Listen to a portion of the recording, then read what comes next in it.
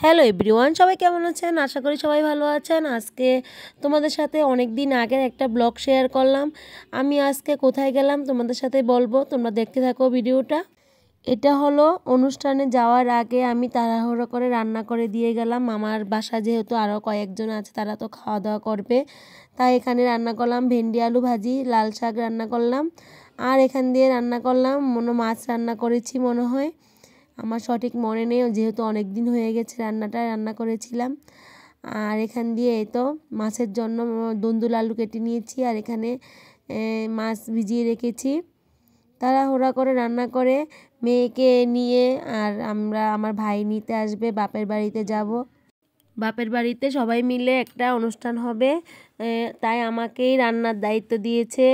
তো খাসি আর রোস্ট রান্না করা, তাই তাড়াহুড়া করে মেয়েকে একটু ভাত খাওয়াই নিলাম। খাওয়া দাওয়া হয়ে গেলে আমরা বের হয়ে যাব বাড়ির উদ্দেশ্যে, বাপের বাড়ির উদ্দেশ্যে। তখন তোমাদের সাথে দেখা হবে কি করি কি না।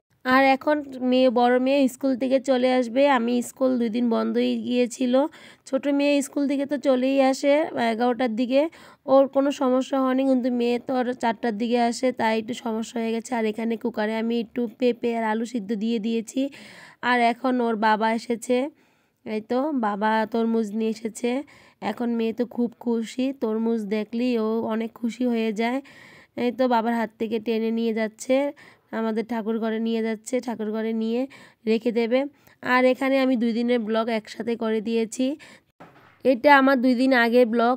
ওখানে ওই দিন রান্না করেছিলাম সিম আলু ধনেপাতা দিয়ে রুই মাছের ঝোল রান্না করেছিলাম। এখানে আমি রুই মাছ আর চিতল মাছ একসাথে লবণ হলুদ মেখে রেখেছি, ভাত বসিয়ে দিয়েছি। আজ যেহেতু আমার শাশুড়ি নিরামিষ খায়, তাই এখান থেকে আমি ঝোলটা কিছুটা সিম আলু উঠিয়ে রাখবো। তারপর আমি মাছটা ভেজে আমি দিয়ে দেবো ঝোলের ভিতরে, তাহলে আর আমার আলাদা করে রান্না করতে হবে না।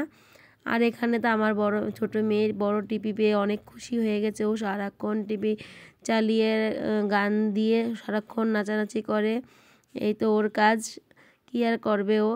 ওর বড় বোন যেহেতু স্কুলে চলে যায়, সারাদিনই ও টুকটাক এই খেলাধুলা করতেই থাকে একা একা। আর এখন তো তোমাদের সাথে বলেছিলাম যে আমার ছোটো মেয়ে একদিন আমাদের বাথরুমের দরজাটা ভেঙে ফেলেছিল, তোমাদের সাথে শেয়ারও করেছিলাম।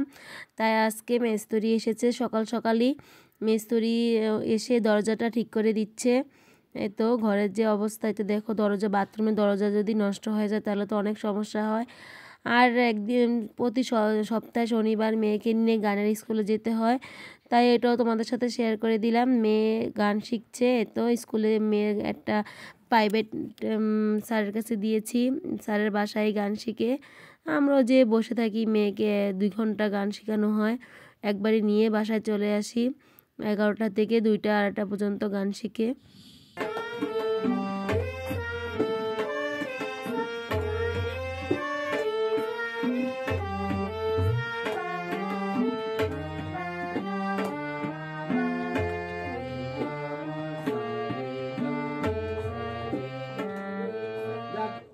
আর এখান দিয়ে মেয়ে একদিন সন্ধ্যার সময় লুডুস রান্না করেছিল। তো ও আবার লুডুসটা বেশি পছন্দ করে না, ও সব কিছু দিয়ে সিদ্ধ লুডুস, এর সাথে একটা ডিম ভেঙে দিয়ে দিয়েছে, দেশি মোরগের ডিম দিয়ে 2 বোনের জন্য বেড়ে নিল। আর বাদ বাকিটা ওরা একটু পরে খাবে, আর আমি এখান থেকে 2 চামচ খাবো। এই তো এখানে রান্না। আর এখন তোমাদেরকে দেখাবো আমি বাড়িতে যে কি কাজ করলাম। এটা হলো আমাদের বাড়ির অনুষ্ঠানের ব্লগ। এই তো তোমাদের সাথে শেয়ার করি। এখানে আমি রোস্ট রান্না করতেছি, প্রায় 200 জনের রোস্ট রান্না করলাম এখানে। কেমন হয়েছে বন্ধুরা জানাবে। আর ও পাশ দিয়ে আমি খাসির মাংস রান্না করি। খাসির মাংসটা ভালো করে কষিয়ে আমি কুকারে দিয়ে দেব। খাসির মাংস মনে হয় 7-8 কেজি খাসির মাংস এখানে। আমার এখানে রোস্ট রান্নাটা হয়েই গেছে, এখন আমি আর কিছুক্ষণ পরে বেরেস্তা দিয়ে নামিয়ে নেব। আর এই তো আমি খাসির মাংসটা কষিয়ে নিচ্ছি, ভালো করে কষানো হয়ে গেলে আমি কুকারে দিয়ে দেব।